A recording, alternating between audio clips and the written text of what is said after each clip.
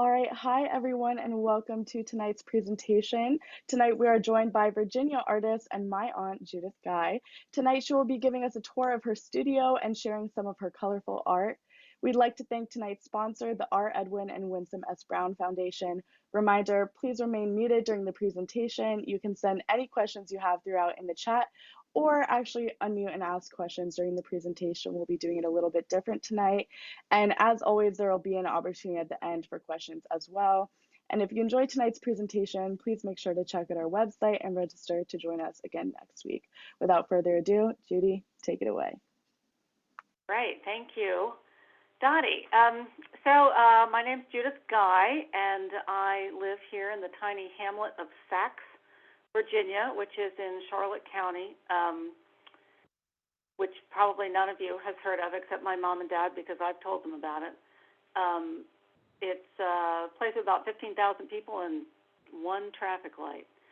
We moved here from Richmond, Virginia in August of 2020, right in the middle of the pandemic. And I thought that was a terrible thing. I had lived in Richmond for 30 years, and we had a beautiful old home there, and I was certainly, well established in my studio there. And then I got here and was just overwhelmed by the beauty that was all around me. I couldn't believe what my eyes got to drink in every single day, and I started thinking immediately, now how am I going to paint that? How am I going to paint that? I spend many hours every day even when I'm not painting, saying, how am I going to paint that? What color is that? How would I mix that color? So I'll flip the camera around and show you a little bit about the studio, and then I'll show you some art. And please go ahead and unmute yourselves and say things, and answer me back, because what it looks like right now is that I'm talking to myself on my iPad and nobody's listening. So feel free to chime in. We'll go on a little studio tour. This house, the origins of it are late 1700s. I have this beautiful room on the ground floor.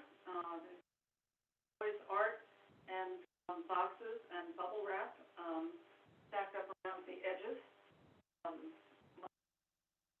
Messy workspace. I have a friend who's also a beautiful painter, two colors at a time, and pretty neat. And I don't know. Here's a painting that's not in the show that I have right now. It's called Our Lady of the Kitchen Sink. When I left our home in Richmond, I thought that I would be brokenhearted about it. I kept telling my husband that I was going to leave the house in a pine box, and instead I left with two rooms. And I had done a lot of painting of the room.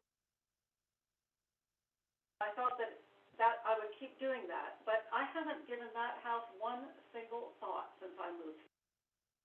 This is from my mom and dad's home, the home I grew up in and the home that my grandfather grew up in, that house all the time.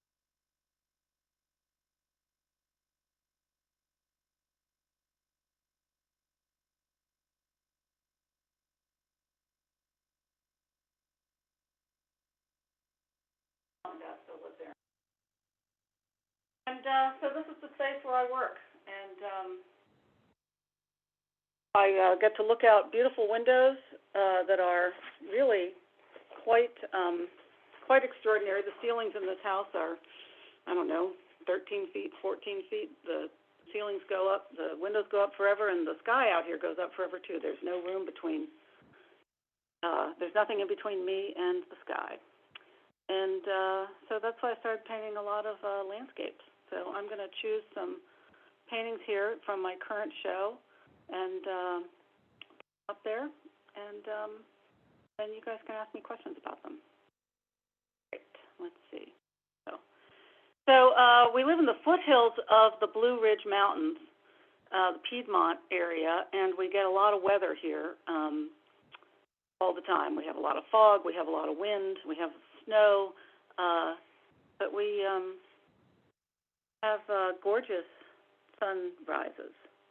I turn my head to the right when I'm laying in bed, and this is what I see. So the fields, we live on about 10 acres, and the fields are mowed, and then they got snowed on, and they snowed in these beautiful ridges, and the way the light hits every single solitary thing that I see is meaningful to me every single day.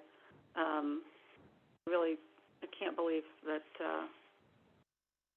I believe I'm this lucky. Here's a little painting, about 8 by 10, called called Daybreaks. Snow coming, light hitting the snow and coming across the field with those beautiful blue shadows.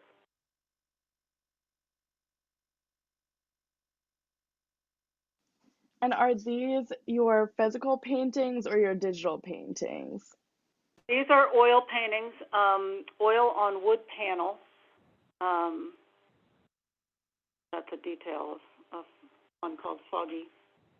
Foggy Morning Sunrise. So these are, thank you for asking, Dottie, these are oil paintings on wood panel, although I do also do digital paintings, which we'll get to shortly. I studied painting at the University of Virginia, painting and printmaking and photography. And then I went to graduate school at the University of Delaware, where I just studied photography and printmaking. And then when we got married in 1990 and moved to Richmond, and I said, well, I guess I'm just never making art again. It's very hard. When you've been a printmaker, you need a studio, you need heavy equipment, you need all this sort of stuff. And so I sort of decided, at a certain point that I was just going to put everything away. And my husband, Jim, said, well, what is it you want to do? And I said, well, I've been thinking about these photographs I took in France and just thinking about painting. And he said, well, why are you beating yourself up for not making prints when what you want to do is paint? And so I cleared out a room in that house, and I went out to the art supply store, and I bought everything I needed, and I started painting again, and I've been painting ever since then. I see a question that asks, do you mix any of your own pigments? How do you make your colors? You mean like making my own paints? I don't do that. Yeah. I did do that with my printmaking for a while, but no, I just buy tubes of usually Winsor Newton or Winton professional level colors. This is a painting called The Storm Was Over and the Light Was from the East.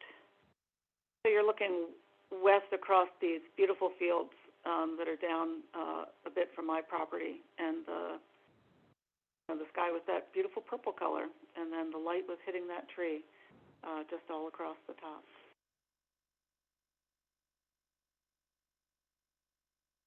But I also do paintings of interiors of the house. So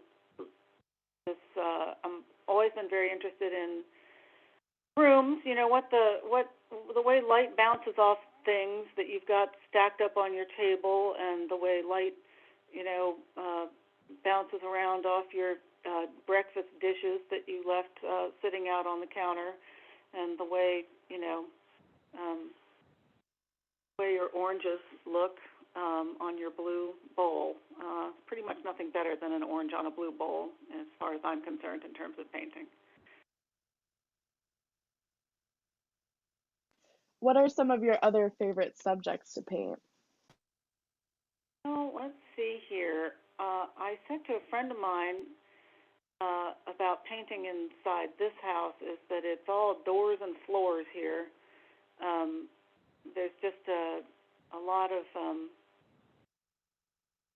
beautiful shiny floors and chairs. Well, I do love to paint chairs. I had a whole show at a gallery down in Lexington, Virginia, that was all chairs. I find chairs to be a very evocative, emotional space. Chairs to me are, empty chairs. You're either thinking about the person who just stood up from it and walked away, or maybe about the person who is about to come and sit down in it. There's a Civil War era song that goes, "We shall meet, but we shall miss him. There will be one vacant chair." And I started thinking about painting chairs after we lost a dear friend of ours way too young, and I had gone over to his house to see his 34-year-old widow, and his laundry was still in the dryer, and I thought, boy, that's the kind of thing you don't really think about. And so I started thinking about, what people leave behind when they stand up from a place, and that was when I started painting a lot of chairs. This is one of the bedrooms in my house. The light just pours in here every hour of the day. There's something different happening. It turns things orange, and it turns things yellow, and it turns things blue. If you look through this painting to the back window, that's looking out the back of my property. I was telling my brother this yesterday, that whatever was actually out that window was kind of invisible. I couldn't really tell what was happening out there, so I just took that little tiny space of that window and did another painting in it. I did this painting in it.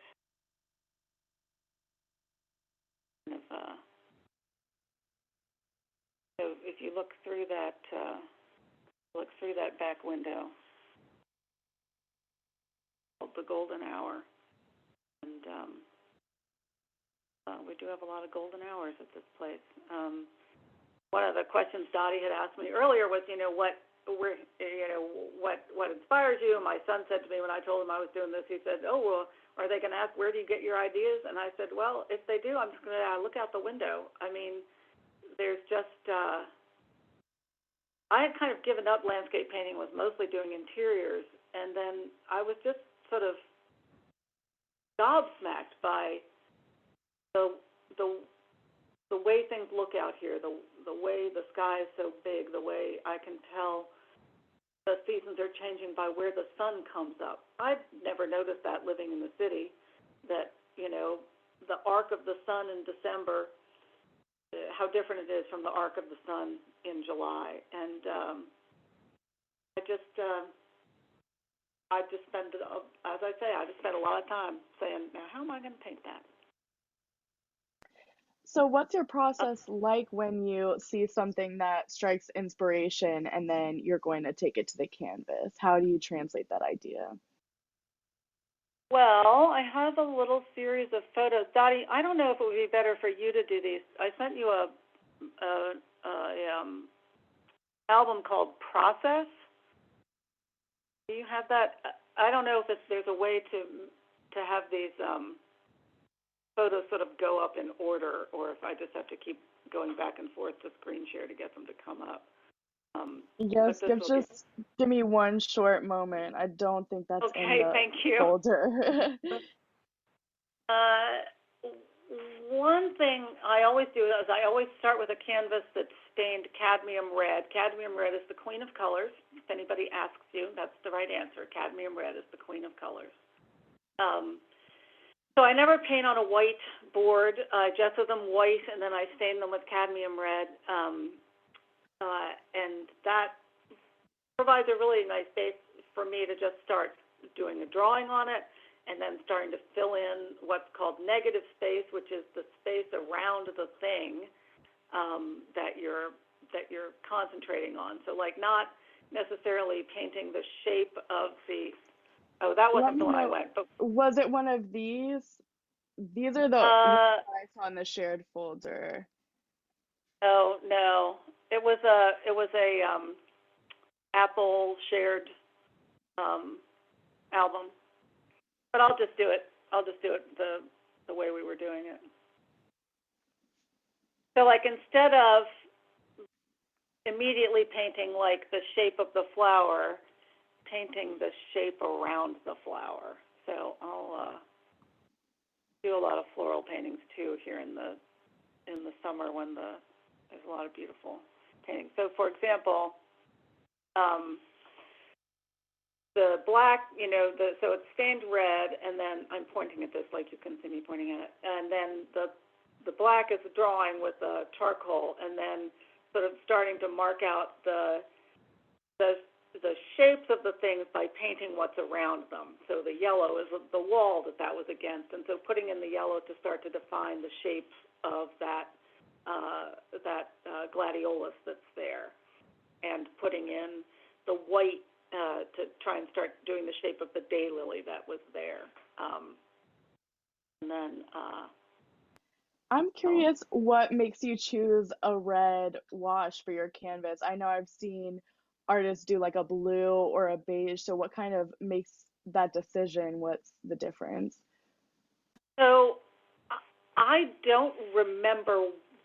I mean, I started doing it a long time ago, but I don't remember exactly when I started. I don't think it was when I was studying, painting at UVA. I don't think that's when it came up. But I've tried different, bases for it, and I really don't like them at all. I have a friend who does beautiful gouache paintings on black paper. Oh, her paintings look so cool, but I could no more figure out how to paint on black than, this is just sort of how I know, this is what I know, and this is how I know how to do it. And then, so I think one of the things I like about it is that when when the painting is, we'll call it finished, which that's a whole other question. How do I know when I'm finished? Usually it's when I do one thing and it makes it worse, and so I undo that thing, and then I think I'm done. So you can see in the middle of the painting, like right above the dahlia, there's still little bits of orange. You can see it around the eucalyptus leaves. There's still little bits of that cadmium red that come through, and I just find that really enlivens, to me, that really enlivens the painting, and helps sort of to define the shapes of the shapes I'm working with, and to just provide to me an interesting contrast. So another medium that I use is my iPad. So I'm sure that a lot of you have iPads. So I have a couple of different programs. There are a lot of good programs out there for drawing and creating art on your iPad, and the one I use is called Art Rage, R-A-G-E. And I use that, and I use an Apple Pencil, and I do drawings on my iPad. And the reason I love that is it means I always have a sketchbook with me, and it can help sort of capture things that I see when I'm out and about, or it can be something to do when I'm waiting. Spent a lot of time in medical waiting rooms in 2017, and I did a lot of drawings of chairs in the waiting rooms and the spaces where you have to wait for doctors, and I found that to be a really good way to sort of process the whole thing that we were all going through that year. But if I sit on my front porch and the sky looks really neat, then I just get out my iPad and I do a quick drawing. I'm curious how your process differs when you're doing an iPad drawing versus a regular painting. Do you still feel like you need the red wash in the background, or do you start blank? No, I do. You can see in this one, you can see the orangey wash, and so Dottie, why don't you play the little movie, and then that'll sort of show the whole Yeah. start to finish. So this is a little movie that the program records when I was doing a digital drawing. I always feel like this would be better with like the Benny Hill music behind it. So it's the same idea, big shapes to define the smaller shapes, still drawing, and then, just sort of working the color out over and over and over again. One of the benefits of the iPad is the undo button, and at a certain point you're going to see those red and white checked napkins disappear. There they go, and then I start over again, with something that I like better. So this was just a bowl that was sitting on my kitchen counter that had the box of tomatoes and an avocado, a garlic, napkins. Let's see what that ends up looking like. And then, so these exist, in my iPad, in the ether, but I have a printer that has special archival pigment ink in it, and then I use special archival printer paper, and so I can make prints of these digital drawings, and they're like archival to 100 years if you don't leave them laying around in the sunlight.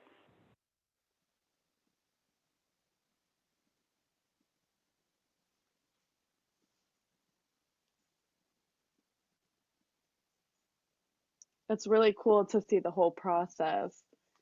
I thought it was very fun when I realized that the program did this, but it's just really, really similar to the way I paint, with oils too. It's just looking and refining and looking and refining. My very first art teacher was a woman who lived down the street from us in Falls Church, who had also taught my dad and his cohorts when they were little some drawing, and so I went to her for drawing lessons. I guess maybe I was in, I want to say, 6th grade, and she said to me she wasn't going to teach me how to draw, she was going to teach me how to see. And I think that's a pretty sophisticated thing to try and get an 11 or 12-year-old to understand, but I just think about that all the time, that Bobby was, yes, there was teaching how to draw, because there was saying, if you do this with the pencil, it does this, and if you do this with the charcoal, it does this, and that kind of thing. But the idea that what you're really doing is just trying to translate. You talk about having hand-eye coordination. I think it's a similar thing, that you're trying to figure out how what you see with your eyes can come out your hands onto the wooden panel or the canvas or the paper or the glass of the. So, are there any other questions anybody wants to? Yeah, I see a question that just asks again what the name of the iPad app you were using is. Oh, sure. It's called Art Rage. And that one actually costs money, but there's one called Brushes, which is really good. I think that's the one that I remember this guy's name, famous painter, David Hockney. I think he uses that one. And there's also I think Adobe has a free one. But there's tons of them out there, and they're just as fun as can be. So we went to Germany for my husband at a conference, and I got to go, and what a pain it would have been to try and bring oils and all that kind of thing. But I get to keep this sort of travel journal because I have my iPad with me. So this is looking out the window in our hotel room. Another thing that's really fun to paint is radiators. What would your dream painting subject be if you could paint anywhere in the world or any kind of item? I will say this, that I follow this account on Instagram called Workshops in France, and you get to go to France for 2 weeks, and you stay in a castle, and you go out every day to the lavender fields or the sunflower fields or to the marché or wherever to do your painting. And I got to say, that looks like a really lovely time, but I don't have $7,000 to spend on that, so I'll have to figure that out on my own. But that definitely looks like a dream come true. But I got to tell you, Dottie, I did not expect this place to be as fruitful an opportunity for me. I came here kind of kicking and screaming. But I had to write an artist statement for this show that is, today was its last day, and what I realized while I was writing that was that moving here was the answer to a question that I didn't even know I was asking. So everyone, my friends who have seen my work over the last 2 years since I moved here say, moving there has clearly made a difference to you. It's really been really good for your work, and I think that that's true, that just looking at light the way I look at light all day, every day, has been, it's just been a real grace and a real blessing to be here. So that's what I got. I see a question that says, why are radiators a topic of interest? I just like the way they look, the way I know I have another radiator in here. Let me find it. Just the way they've got all those funny little angles on them, and the way they go in and out, and the way they have the dark and light, and the way they they got a lot going on. I have a friend who feels the same way. There's a radiator in this painting, all the way at the back, under the window. I just like them. I also want to point out for everyone, I just put Judy's website in the chat if you want to click the link and check it out. I also wanted to hear a little bit more about how you show your work in galleries and also go about selling them. Well, so I don't have a gallery. Like, I'll just put up a painting that I like here while I talk. Mostly at the moment, it's kind of word of mouth. So the show that I had just now is in the next county over, Mecklenburg County, at the McCallum Moore Museum and Gardens.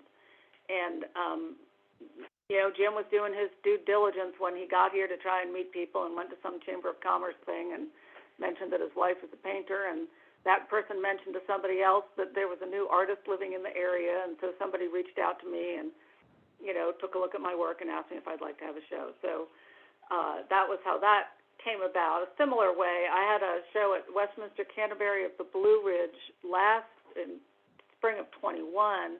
I don't know if you guys have a Westminster Canterbury there. It's a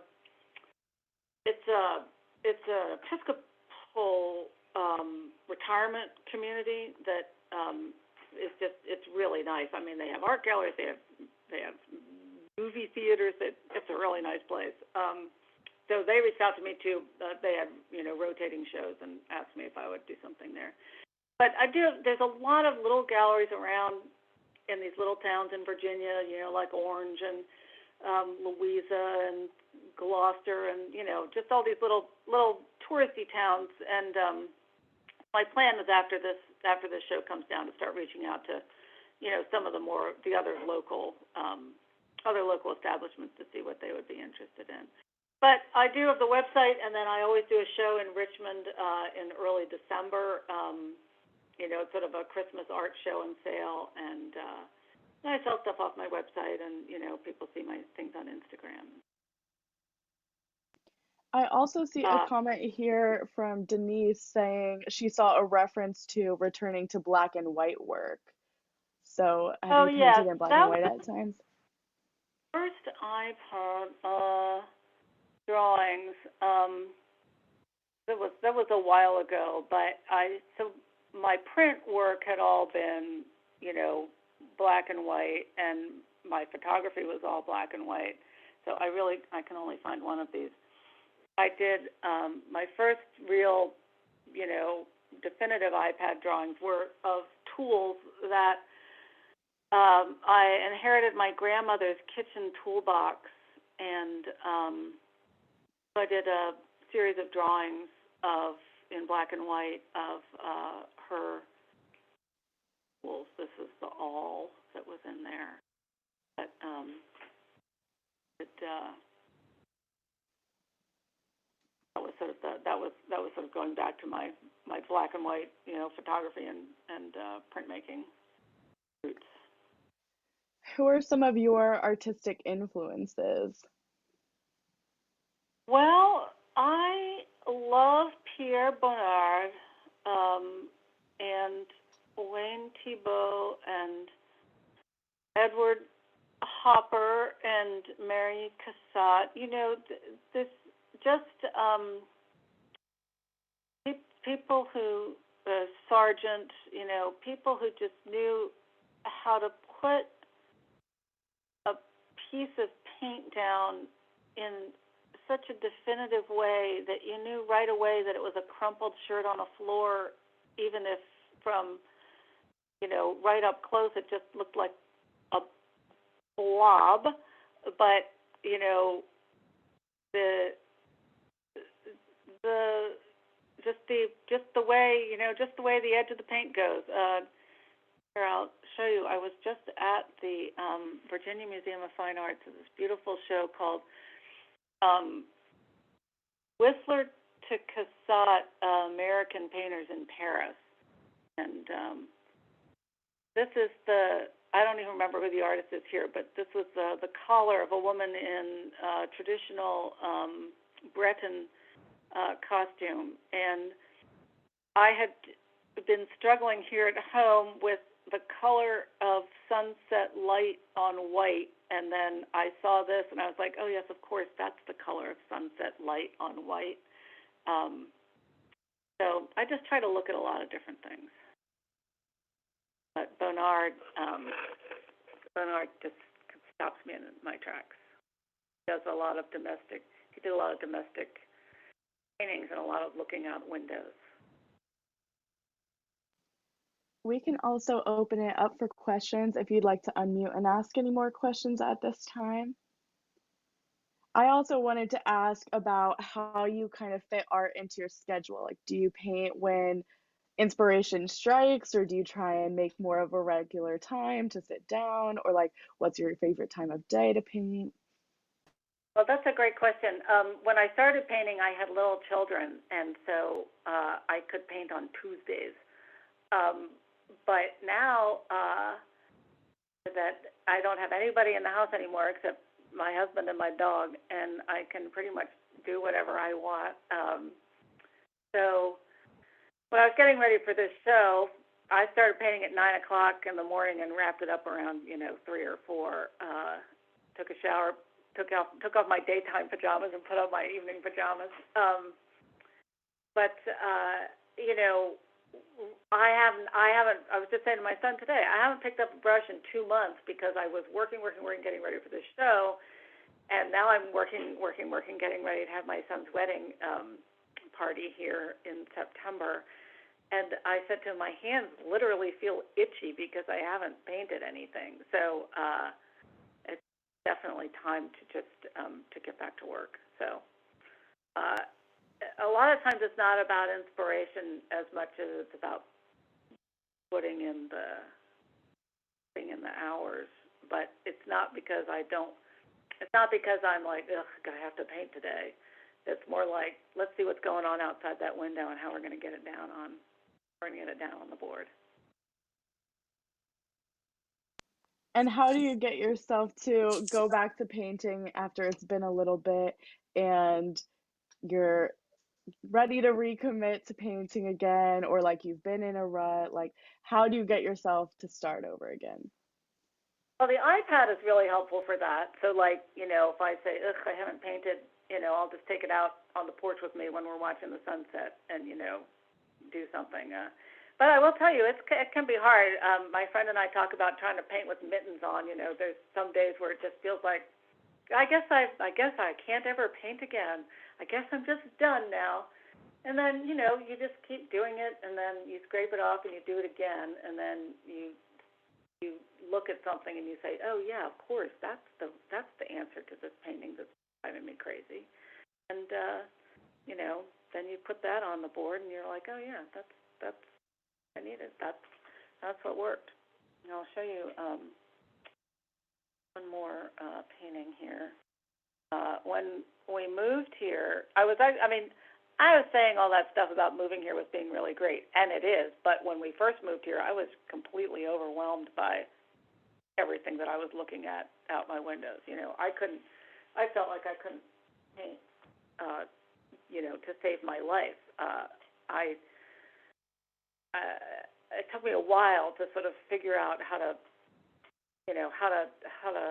get my eyes and my hands working together. But this is the first painting I did here, looking out my window, where I felt like, oh, all right, maybe I can make some sense of this space where I am. Maybe this will work out after all.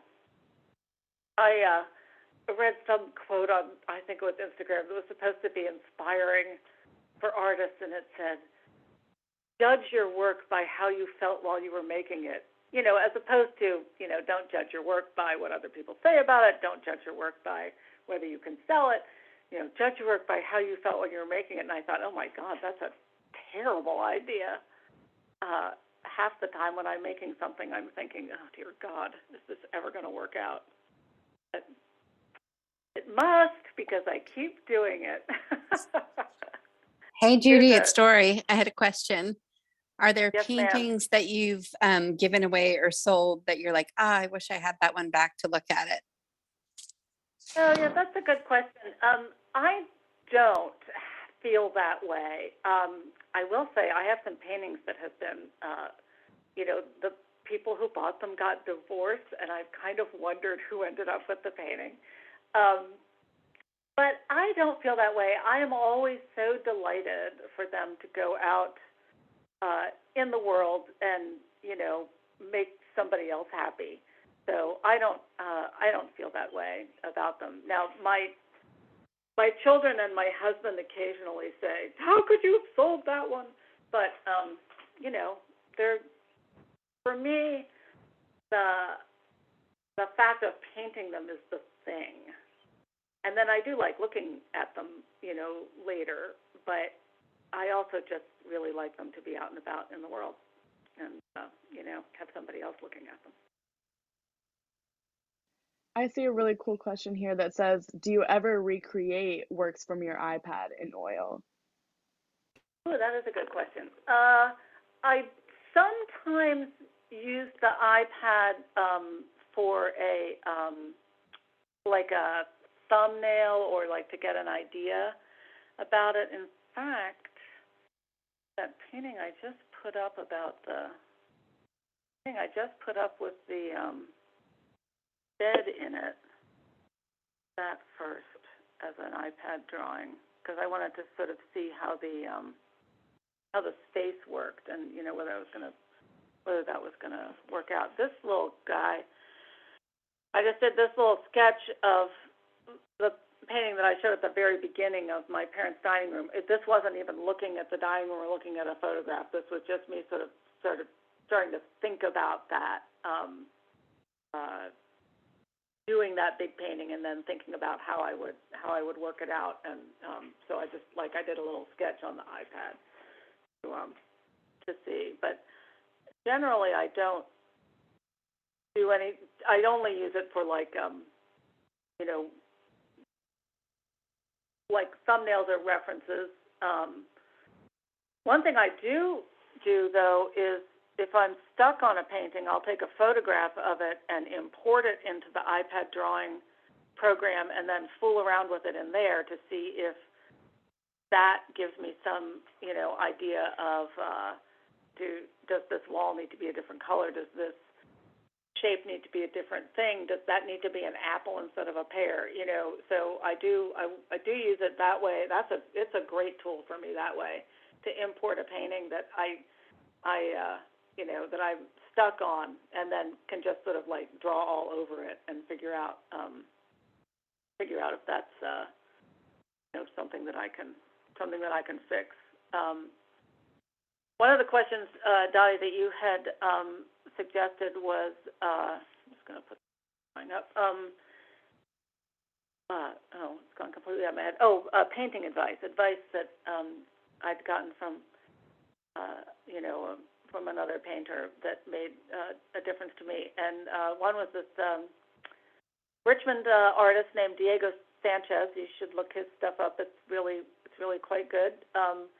He said to me once, "Never be afraid to ruin a painting." And I think about that a lot.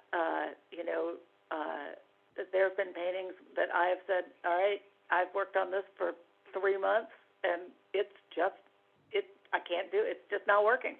It's everything about it's wrong. I gotta take it all down, take it back to bare bones, and start all over again."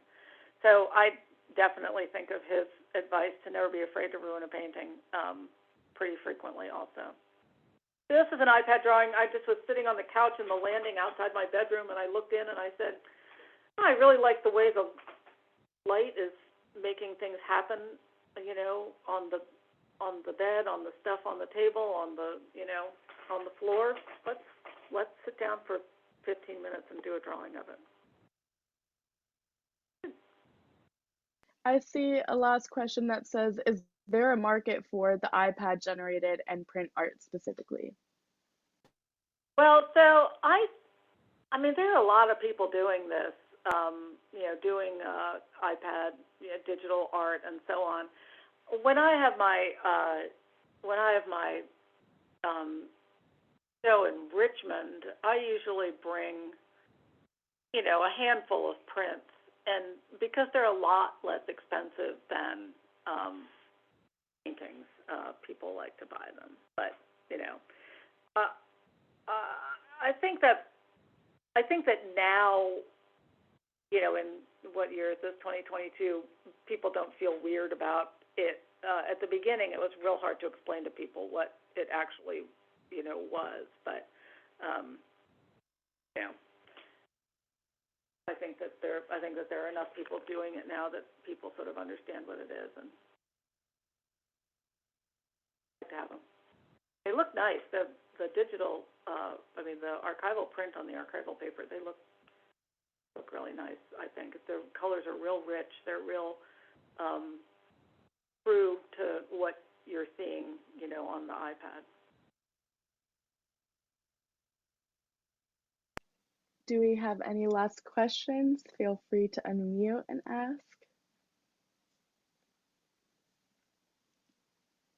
Well, I'd just like to say thank you so much, everyone, for joining us tonight. I hope you all enjoyed tonight's presentation as much as I did and learned something new. And as always, if you think of any questions later, you can email us at info@poolesvilleseniors.org. And if you'd like to unmute or turn on your camera now to say goodbye, now's the time. We'd like to thank Judy for his presentation, as well as our ongoing sponsors and contributors that help us keep our programs going, because we love putting them on for you.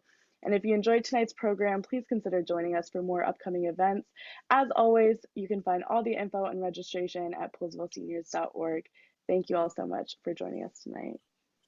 And thank you, Judy. Thank you. Thank you. Thank you. Thank you very much. Thank you. Thank you. That was great. Thank you, everyone.